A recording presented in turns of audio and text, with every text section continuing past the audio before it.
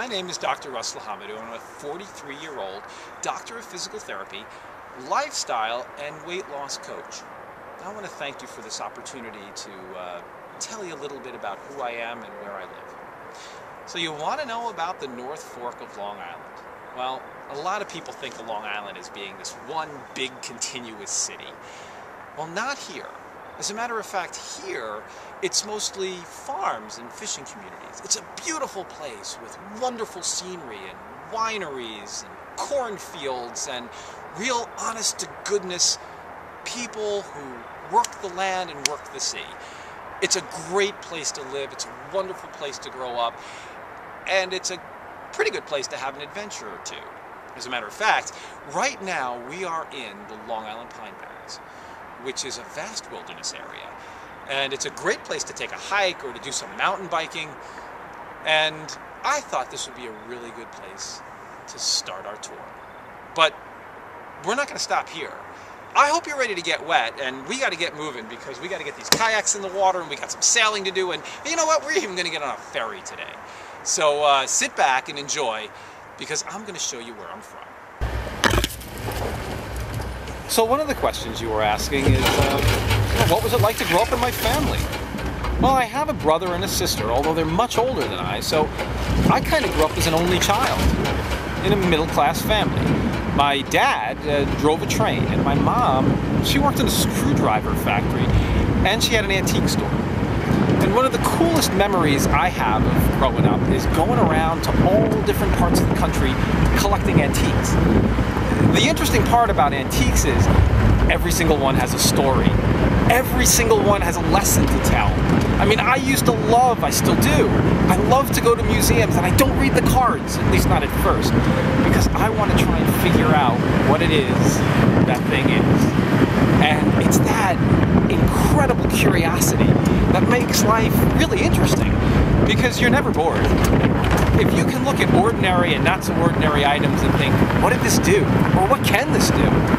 Wow, that's a great way to live. Well, the town I'm from is called Cutchogue. It's an Indian name. And get ready, because if you blink, you might just miss it. What I'm standing in front of right now is the oldest house in New York State. It was built in 1649. One of the unique features of our town is that our public library is actually in a converted church.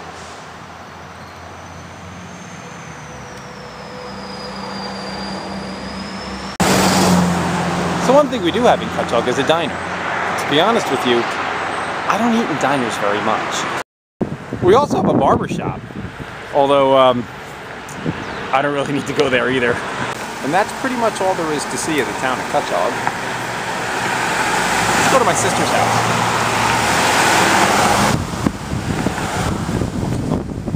So this is my sister's farm. She just recently renovated it. Okay, sweetie, say good morning. Come on, babe. So I'm at my sister's house, and no, this is not my sister.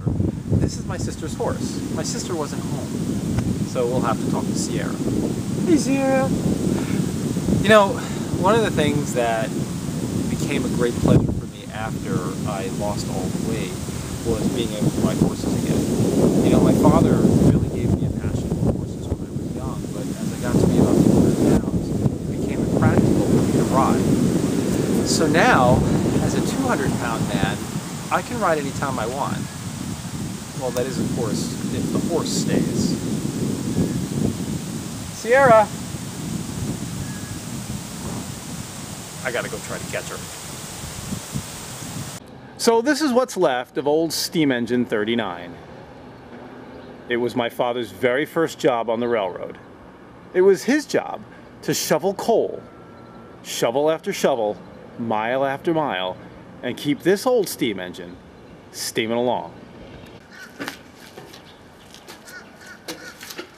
So my dad drove a train for over 30 years, and you would think after a while looking at those rails day after day would become boring, but not for him. He managed to find something new, unique, and novel almost every day of his job. He was constantly coming home and telling stories of interesting things that would happen on the railroad. And then when he was home, he would always find interesting, exciting things to keep us involved in. I mean, it wasn't just about raising horses, it was about raising the food for the horses, and it wasn't just about boats, it was about really understanding the water. Dad really taught me the best way to live is to just keep being curious. So the question is, how do I feel about Western medicine? Well, you know, as a physical therapist, I've spent 20 years deeply ingrained in the Western medicine system. I mean, I started my career at the Veterans Administration. I've even worked here at the local hospital. And I've seen Western medicine literally perform miracles. People who are absolutely unable to walk, being completely restored by total hip and total knee replacements. Amazing, amazing work. But I've also seen some of the destructive side and the less than productive side of Western medicine. We hide behind what we call evidence-based. Just because we can't understand it doesn't mean it isn't valid. Just because we don't know exactly how it works doesn't mean that it doesn't work. And our system is broken. So much of our healthcare system is burdened down with bureaucracy and politics. I just think that when it comes to making people better, we should focus on the people. So, how would I describe myself? Well, people describe me as outgoing.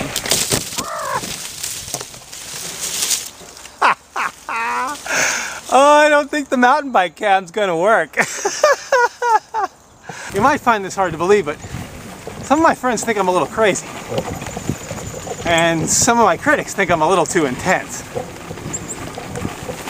I have to be honest with you. I think they're both right.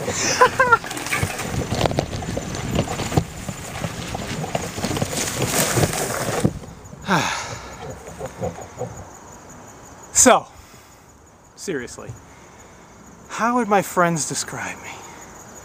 Well, I'm outgoing, and I'm intuitive. I really love to listen to what they have to say.